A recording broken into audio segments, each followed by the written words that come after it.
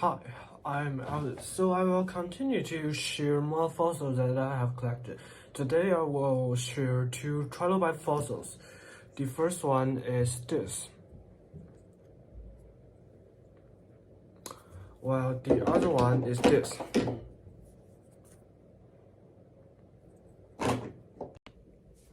Trilobites appeared in early Cambrian. These early trilobites have large head and small tail. They have many serratic sections.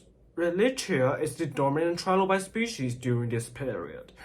One of the fossils that I will show to you is a fossil of a Relicia. In Middle and Late Cambrian, trilobites underwent radiant evolution, changing into various shapes. Their tails become bigger, number of serratic sections decreases. Relicia, which flourished during early Cambrian, has only a few representative species left by late Cambrian.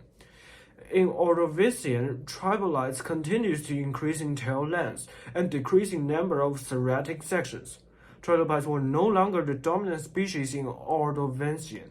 Instead, some of other carnivores become more dominant, and trilobite eventually becomes their prey. This is also an interesting fact. During Cambrian, trilobites are important indicators for geological time, but in Ordovician, their usage in this is also replaced by their hunters. So now let's move on to the two fossils that I have got. The first one is a Relicia which thrived during early Cambrian. They have large heads. Yes, you can see here. The head is quite large. And they actually have very sophisticated head structure, but it is not very distinct on this fossils because you can see that it looks somehow broken and not very clear.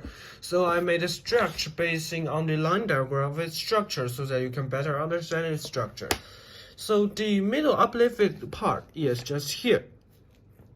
Is the its glabella and occipital ring. Occipital ring is here. Yes, so its eyes are crescent-shaped, quite close to its glabella. So this is the first fossil. So there is another fossil which is a Coronocephalus grabular, belonging to Phacopoda. Yes, it's here. The two rocks, when initially bought, they are close together, but you can see that they can be opened and the trilobite is in between it.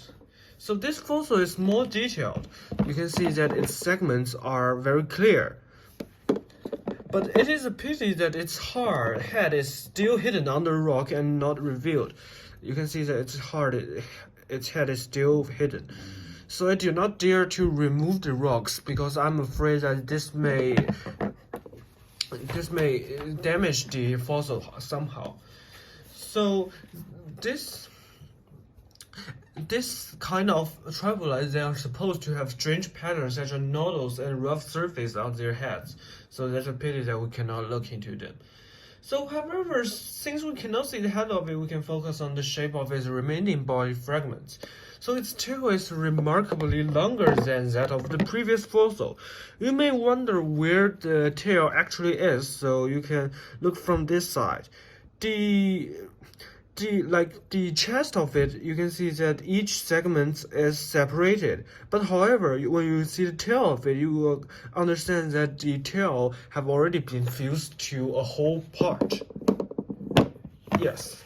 So this tail is bigger than that of the first fossils, while its head part is also smaller than first fossils. So you can compare them. You will see that the percentage of head in the first fossil is larger than the percentage of head in the other fossil, even though in the second fossil the head is not revealed, but you can still imagine it.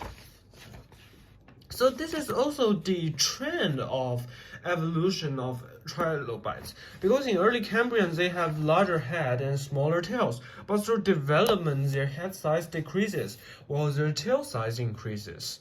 So their armor also becomes more enduring due to the increasing predators.